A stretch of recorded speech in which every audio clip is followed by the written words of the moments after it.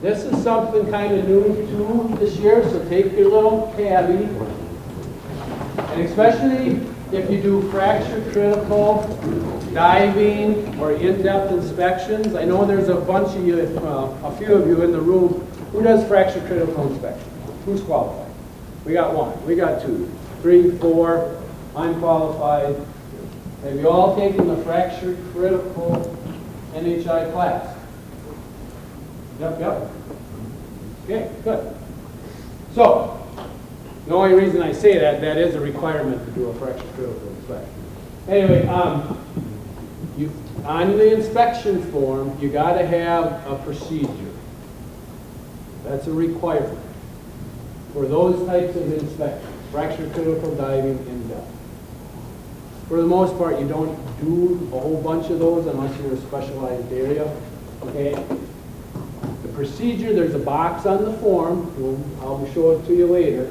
You got to detail your procedure for doing that inspection. Say a truss bridge, a fracture critical. You got to be specific. You have to show or detail how you do the inspection and what you are inspecting and how you are inspecting. Okay? There's no standard form for this, but that's the requirement. And if you go back into the NH or the federal newsletter that we kind of looked at before,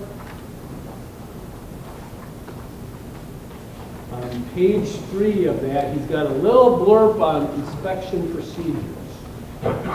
And those 3 bullets I listed up there came right out of the federal newsletter. The intent is to communicate specific items to the team leader ahead of time to ensure quality inspection.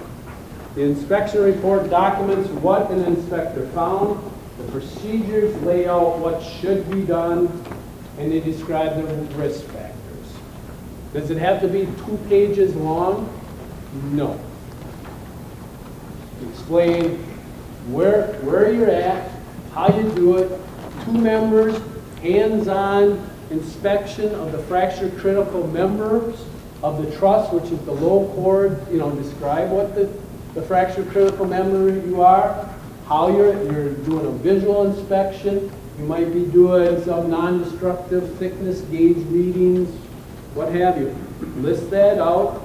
Oh, by the way, there's poison ivy at the abutments. Be careful of that. Enter the fence at the southwest corner. Specific things for the bridge. Is this newsletter something we all can get our hands on, or something You have it. Well, no, I'm talking about future ones. It would be nice, right? Is this something you guys could add to your website so we could drop in and look at? Okay. So that's So it should be out there, and I next think time we that- get one for this year, if Joe is nice enough to put together a summary like this, we will post it out there too, because we thought it was very helpful explaining why we're doing a lot of these things. Why you're hearing about them was because Joe was documenting that. Well, it says he's going to make a survival guide here. I'd be interested to see what he thinks that is. So this is his first one. So yeah, we'll post them out there. I thought it was a good thing to share with you guys because. Okay, any questions with that? The recommendation is you do it for your routines. What I do, it's a standard, I think it's even a sentence long. I park at the bridge, inspect the bridge on foot, maybe use hip boots or waders, no traffic control required. I have a standard little blurb that I throw in there because I'm guessing this will be a requirement in the future. So I'm already pre-populating. You don't have to do it, but there's a few bridges where, access is an issue. You guys, again, know your bridges, and sometimes you got to do something special to do it. Yeah, there's a box on the inspection form that's on after your assessments. It's inspection-specific notes, structure-specific. The last box is inspection procedure. That's where it belongs.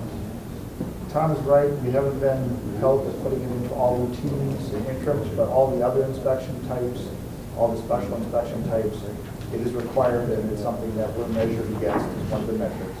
So, question, so we just covered the about 5 policies. The inspection procedure, yeah, I don't think we have a policy drafted on it, but it's a requirement. Any questions so far? So what, we're gonna take a break. When we come back from break, we're kind of gonna get into some HSI stuff, which will probably take us up to lunch.